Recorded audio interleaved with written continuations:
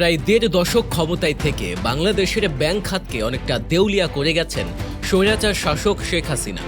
গণ অভ্যুত্থানের মুখে তিনি দেশ ছেড়ে পালিয়ে গেলেও রেখে গেছেন পাহাড়সম ঋণের বোঝা।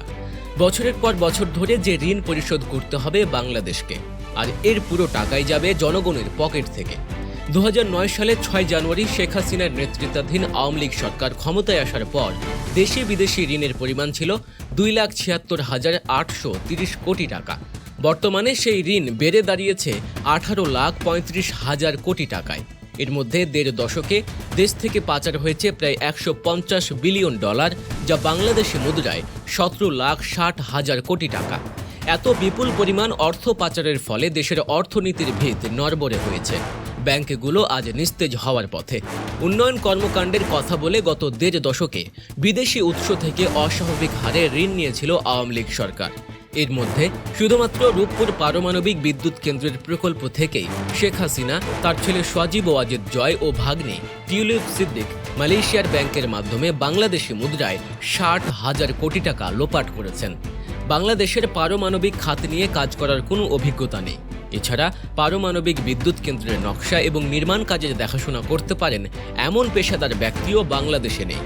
তবুও হাসিনা সরকার রাশিয়ার সঙ্গে বিদ্যুৎ কেন্দ্র নির্মাণের চুক্তি সই করে এবং রাশিয়াকে কোনো তত্ত্বাবধান ছাড়াই নির্মাণ কাজের পূর্ণ নিয়ন্ত্রণ দিয়ে দেয়। আসলে এসবের পেছনে বিরাট অঙ্কের টাকা সরানোই ছিল মূল উদ্দেশ্য। 2010 সালেও বিদেশি উৎস থেকে নেয়া সরকারের ঋণ হিস্তি ছিল মাত্র $20.33 বিলিয়ন। 2023 সালের ফেব্রুয়ারিতে এই ঋণের হিস্তি $59.21 বিলিয়ন গিয়ে ঠেকে। তবে জবাবদিহিতা এবং স্বচ্ছতার কারণে বিদেশি উৎস থেকে অবাধে ঋণ নিতে কিছুটা অসুবিধা আছে। ফলে শেখ হাসিনা সরকার দেশের অভ্যন্তরে চোখ দেয়। এক্ষেত্রে ভুক্তভোগী হয়েছে দেশের ব্যাংকগুলো। 2018 থেকে 2022 সাল, এই 5 বছরেই ব্যাংক সহ অভ্যন্তরীণ উৎস থেকে সরকারের ঋণ বাড়ে প্রায় 4 লাখ কোটি টাকা। 2017 সালে ডিসেম্বর শেষেও অভ্যন্তরীণ উৎস থেকে সরকারের মোট ঋণ ছিল 3,20,272 কোটি টাকা। 2022 সাল শেষে তা 7,17,189 কোটি টাকা ছাড়িয়ে যায়। ব্যাংক খাতে সরকারকে ঋণ দিতে ব্যর্থ হওয়ার পর বাংলাদেশ ব্যাংক নিজেই নতুন টাকা ছাপিয়ে সরকারকে ঋণ দেয়। ঘটেছে এমন নজিরবিহীন ঘটনাও। এতে অভ্যন্তরীণ উৎস থেকে হাসিনা সরকারের ঋণ বেড়ে দাঁড়িয়েছে 10,35,530 কোটি টাকা। বাংলাদেশ ব্যাংকের পাশাপাশি দেশের ব্যাংক ও আর্থিক খাত সঞ্চয়পত্র সহ বিভিন্ন উপকরণ ব্যবহার করে জনগণের কাছ থেকে এই ঋণ নিয়েছে তারা।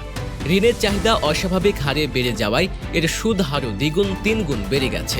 আওয়ামী লীগের প্রথম মেয়াদ তথা 2009 থেকে 2013 সাল পর্যন্ত সরকারের ঋণ বৃদ্ধির হার মোটামুটি স্থিতিশীল ছিল। তবে ওই সময়ে বেসিক ব্যাংক লুণ্ঠন, হলমার্ক এবং বিসমিল্লাহ কেলেঙ্কারির মতো বেশ কিছু বড় ঘটনা ঘটে। রাষ্ট্রায়ত্ত ব্যাংকগুলো লুণ্ঠনের শিকার হলেও তুলনামূলকভাবে ভালো ছিল বেসরকারি খাতের ব্যাংকগুলো। 2014 সালে বিরোধী দলের বর্জনের মুখে একতরফা নির্বাচনে আরও ক্ষমতাসীন হয়ে যায় আওয়ামী লীগ। টানা দ্বিতীয় মেয়াদে ক্ষমতায় আসার পরপরই দেশের ব্যাংক খাতে নতুন উদ্যোগে লুণ্ঠন শুরু হয়। এ সময় দেশের বেসরকারি খাতে অনেক ব্যাংকের মালিকানার পরিবর্তন হয়।